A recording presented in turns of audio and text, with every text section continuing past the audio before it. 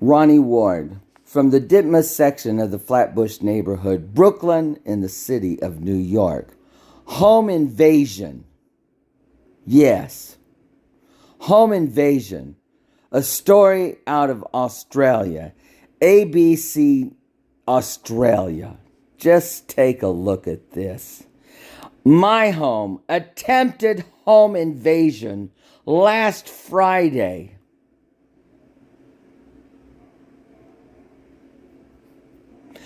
Friday, the 26th day of May, and what happened to me when I called the police and they finally showed up? I get involuntarily forced to go and spend 5 days in a psych ward.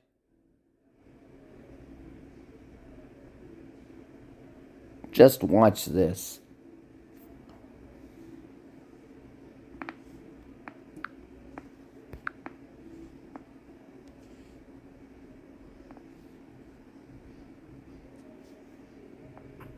"73-year-old Nanette Simons left bloodied, bruised and unconscious in a violent home invasion and robbery. According to police, her husband Philip was tied up and also assaulted when 3 people allegedly posed as police officers to get inside their...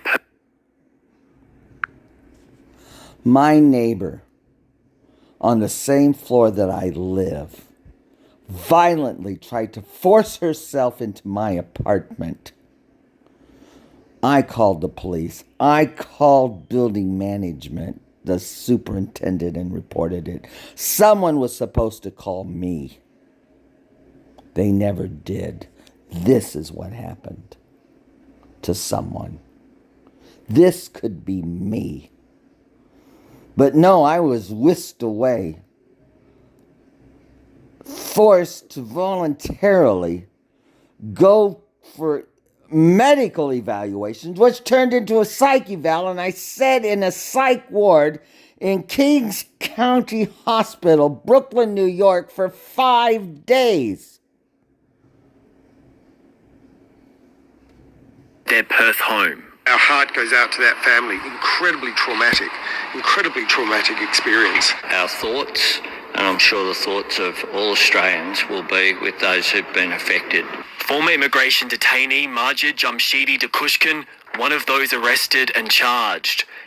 He's part of the cohort released last year after the High Court's landmark ruling that indefinite detention for people with no reasonable prospect of deportation is unlawful. It's a group the government said would be subject to strict monitoring and curfew conditions. Our single-minded focus throughout this entire issue is how do we keep the Australian community safe? Our focus has been on community safety throughout in responding to the High Court decision.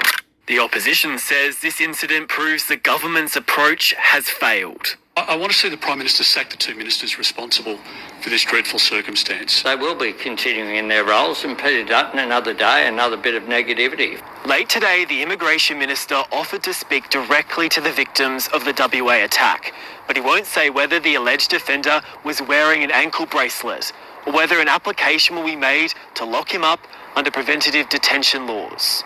I can say that applications are well underway to respond to preventative detention for the most serious and violent offenders. And again, these will be matters that have to be determined by a court.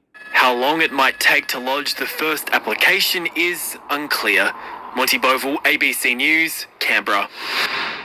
The rate of recidivism amongst this cohort of non-citizens may not be any higher than it is for Australians who've done jail time, but the government itself realised a different standard was expected here.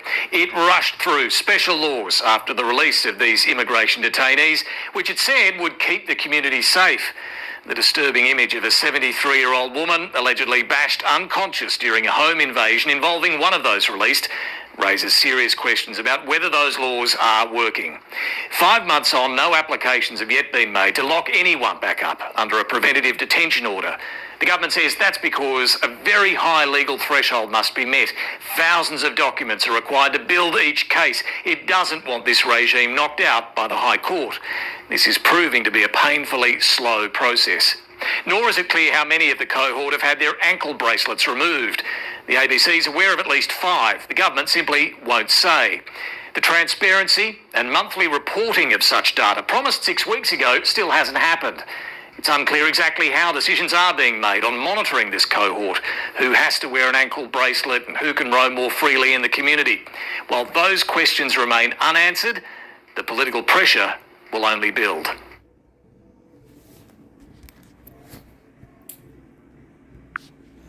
Ronnie Ward from the Ditmas section of the Flatbush neighborhood, Brooklyn, in the city of New York.